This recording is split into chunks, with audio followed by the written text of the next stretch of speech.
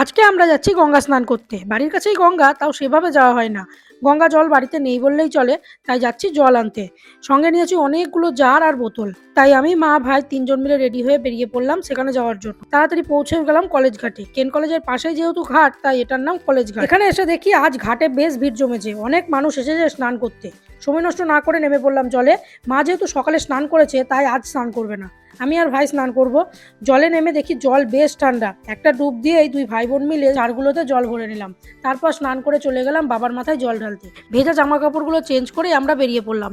আর এই হলো আমাদের ইউনিভার্সিটি, মানে কেন কলেজ। রাস্তার ধারে কালী মন্দিরের পাশে এক দাদা ফুল বিক্রি করছিলেন, সেখান থেকে কিছু গাঁদা ফুলের মালা নিয়ে আমরা চলে গেলাম স্বর্ণময়ী বাজারে। এখান থেকে কিছু সবজি নিয়ে আমি আর মা চলে গেলাম ফলের দোকানে।